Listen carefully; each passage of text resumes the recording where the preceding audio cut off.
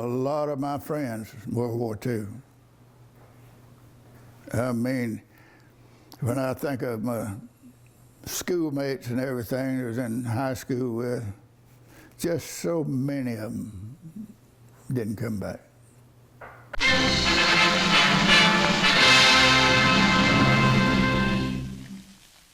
I have been asked to be the spokesman for this Allied Expeditionary Force in saying a word of introduction to what you're about to see. It is a story of the Nazi defeat on the Western Front. So far as possible, the editors have made it an account of the really important men in this campaign. I mean the enlisted soldiers, sailors, and airmen that fought through every obstacle to victory. In December 1944, the Allies felt confident that a victory over Nazi Germany was near. A short time earlier, Sergeant James Elwood Wisenbaker, a Valdosta, Georgia native, was drafted and finished basic combat training at Fort Jackson in Columbia. After moving around with fellow soldiers, Sergeant Wisenbaker was put on the RMS Queen Elizabeth at Pier 41 in New York City.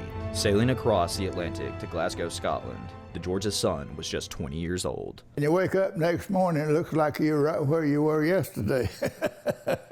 And they gave me a little duty up on the bridge. I was supposed to watch for anything, submarines or anything, and report it. Well, this old boy, I'd report orange crates, floating cans, anything I'd see, I'd report it.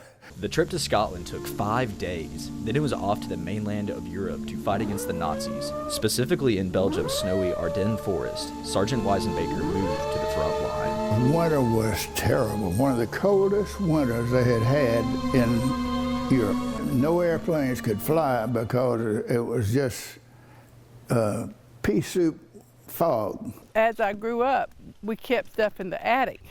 And one day I crawled up in the attic and found a box with his things in there. And I read the little diary or journal that he kept.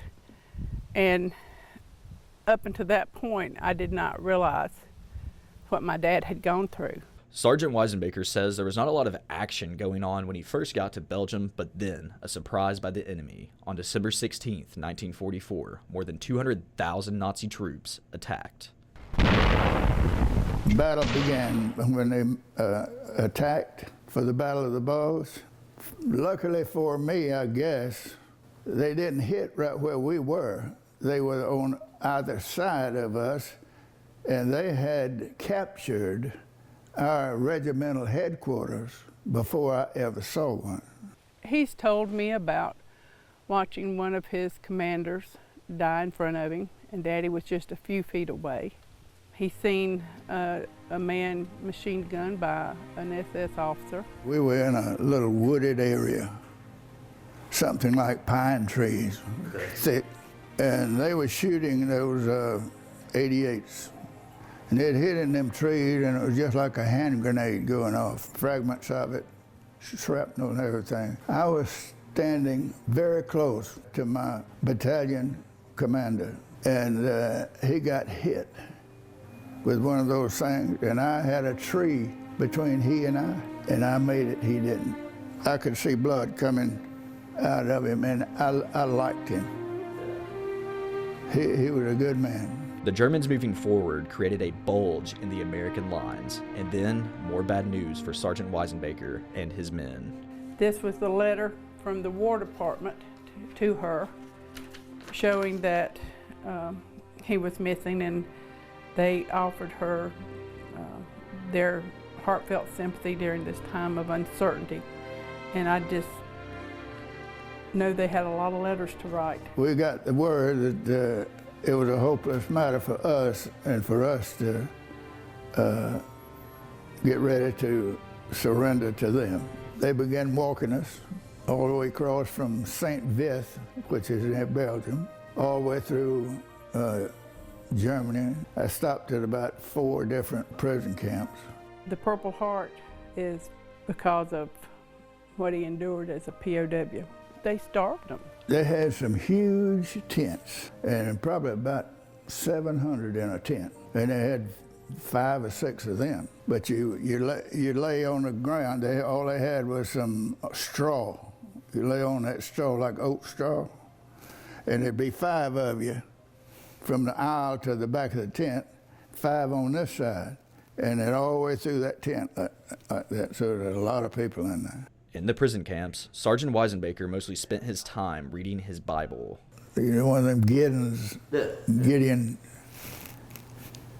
that was all we had to read. This little Bible is one that Daddy carried when I was a child.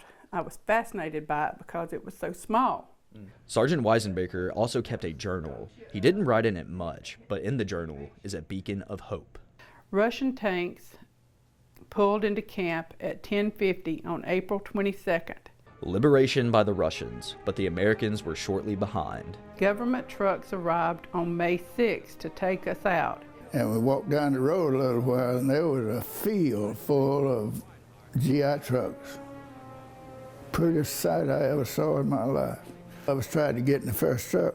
They said there's plenty of them.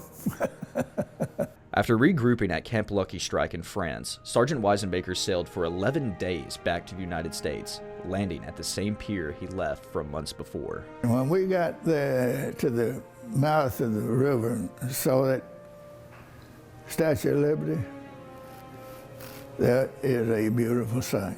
Never brags or boast about his service. Very humble. Very humble and very grateful to be home. Back on home soil, Sergeant Wisenbaker came to the Peach State to make a life for himself in the railroad business before retiring in Evans. After the war, he met his wife Betty. They've been together for 69 years. Been a wonderful father, grandfather, husband. My mother has been devoted to me and my children, and has supported us and loved us like that you just can't describe. The American dream. American dream. I don't feel that I'm any sort of a hero. I think the heroes are those that didn't come back. In Evans, Wes Cooper, WJBF, News Channel 6.